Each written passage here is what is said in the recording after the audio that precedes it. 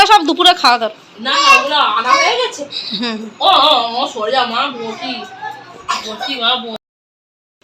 Good morning সবাইকে। দেখো এখন 12টার মতো বাজে, এখন থেকে ভিডিওটা শুরু করছি। দেখো সকাল সকাল সব কাজকর্ম করে, আজকে তো সরস্বতী পুজো, আজকে সোমবার 3রা ফেব্রুয়ারি। দেখো রান্নাবান্নার জোগাড় করে ফেলেছি। দেখো আজকে কি রান্নাবান্নার জোগাড় করেছি। ভাত বসিয়ে দিয়েছি, ফ্রাইড রাইস হবে আজকে। এই যে ফ্রাইড রাইসের সবজি কেটে রেখে দিয়েছি, বিনস গাজর। এই যে ভাতটাও হয়ে এসছে, আর হবে আলুর দম। আর এই যে আলুর দমের আলুটা সেদ্ধ হয়ে গেছে, আর এই যে কড়াইশুঁটি পুটি দিয়ে আলুর দম হবে, আর ফ্রাইড রাইস হবে। আচ্ছা ভাতটা নামিয়ে নিয়েছি, এখানে তেল বসিয়ে দিয়েছি, সবজিগুলো ভেজে নেব। রাখা করে সবজিগুলো ভেজে নিই।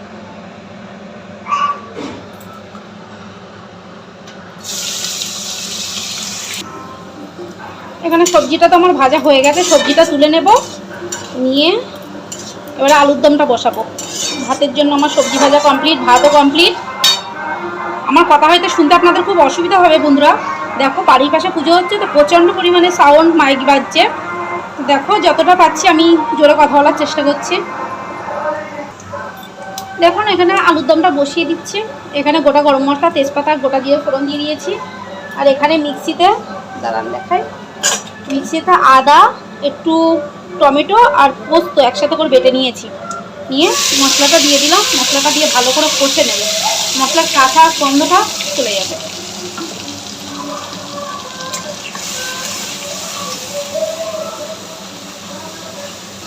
ভালো করে মশলাটা দিয়ে কষে নিয়ে, যেমন আলুর দম করে আর কি, যে যেমন খুশি আলুর দমটা বানাই, আমি এমন করেই বানাই, নিরামিষ আলুর দম। আর আলুর দমটা সাদাই করব, কোনো হলুদ দেব না। দেখো এখানে তো আমি টমেটো একটু বেটে দিয়েছিলাম, এখানে একটু গোটা টমেটোও দিয়ে দিয়েছি কেটে, একটু কড়াইশুঁটি দিয়ে দিয়েছি, আর দেব নুন আর একটু লঙ্কা গুঁড়ো। এখানে নুন আর একটু লঙ্কা গুঁড়ো দিয়ে দিয়েছি, একটু মিষ্টিও দিয়ে দিয়েছি, চিনি দিয়ে দিয়েছি। দিয়ে ভালো করে কষে, এই যে এরকমভাবে কালারটা থাকবে, লাস্টে একটু দুধ দেবো। দুধটা দিলে কি টেস্টটা আরও সুন্দর আসে। যে ভালো করে এবার মশলাটা কষে নিয়ে আলুটা দিয়ে দেবো, সেদ্ধ করা আলু।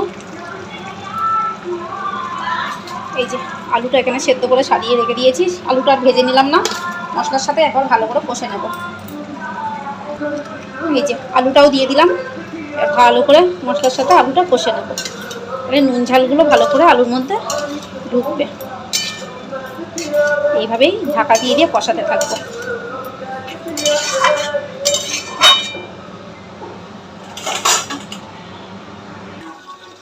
এই যে আমার আলুর দমটা হয়ে গেছে, একদম তেল ছেড়ে দিয়েছে। দেখুন এই যে তেল ভাসছে, মানে আলুর দমটা ভালো রকম মশলা কষে হয়ে গেছে। এবার দিয়ে দেবো দুধ। দুধটা লাস্টে ভালো করে দিয়ে ফুটিয়ে একটু গরম মশলা ঘি দিয়ে নামিয়ে নেব, হয়ে যাবে রেডি নিরামিষ আলুর দম।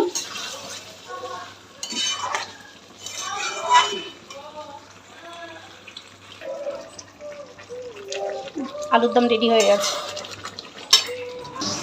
দেখুন বন্ধুরা রান্না তো সব কমপ্লিট হয়ে গেছে, ফ্রাইড রাইস আলুর দম। এখানে একটু চাটনি বানাবো বলে টমেটো এই যে কেটে নিয়ে একটু সর্ষে শুকনো লঙ্কা ফোড়ন দিয়ে এই যে চাটনিটাও করে নিচ্ছি। আর কি চাই, মেনুটা আজকে জমে যাবে জাস্ট। এই যে এখানে চাটনি রেডি, আর এখানে এই যে ফ্রাইড রাইস সব রেডি হয়ে গেছে। এবার খাওয়া দাওয়াটা করতে হবে। দেখুন বন্ধুরা খাওয়া দাওয়ার পরে এখানে আজকে গোটা চচ্চড়ি হবে, তা এখানে সব সবজিগুলো কেটে রেডি করে নিয়েছি, দেখতে পাচ্ছিলাম। তখন আমার ননদ বসে বসে সব সবজিগুলো কাটছিল। তো এই যে সব সবজি কাটা রেডি হয়ে গেছে। এবারে সন্ধ্যের দিকে গোটা চচ্চড়িটা করবো। কালকে শীতল ষষ্ঠী, কালকে এই গোটা চচ্চড়িটা করে রাখবো আজকে, আর পান্তা করে রাখবো, কালকে খাওয়া হবে। তো এটা একটু বড় কথা বলতে বলতে এখানে বসিয়ে দিচ্ছি। সন্ধ্যে এখন 6টা মতো বাজে। এখানে প্রথমে তেল দিয়ে কড়াই পাঁচফোড়ন দিয়ে, পাঁচফোড়ন শুকনো লঙ্কা তেজপাতা দিয়ে, আর আগে ফুলকপিটা একটু দিয়ে ভেজে নিলাম। নিয়ে সমস্ত সবজি একে একে দিয়ে দিলাম। দেখতে পাচ্ছেন তো সব রকম সবজি দিয়ে দিয়েছি। এবার এগুলো সব হালকা হালকা করে ভেজে নেব। আমি একের পর এক সবজি দিতে থাকবো।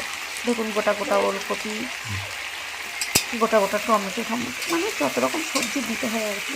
কাদের কাদের আছে আমি জানি না, কাদের কী নিয়ম আছে, তবে আমাদের এরকম দিতে হয়। দেখুন গোটা বেগুন, গোটা ফুলকপি সব আস্তে আস্তে আমি সব সবজিগুলো অ্যাড করবো।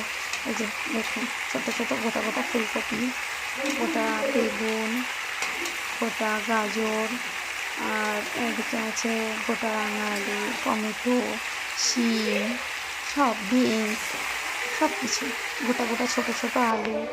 আর এখানে দেখুন কড়াইয়ের ডাল ভিজানো আছে, সবুজ মুগ কড়াই, তা সেটাকেও দিয়ে দিতে হয়, সেটাও দিলাম। তারপরে দেখুন বাঁধাকপি, গোটা একটা বড় বাঁধাকপি। আমার এবছর হয়তো একটু অল্প করেই করছি, অন্যান্যবার আরও অনেক হয়। তারপর লাউ শাক, পালং শাক সব একে একে দিয়ে দিলাম, দিয়ে এবার মশলাটাও দিয়ে দেবো।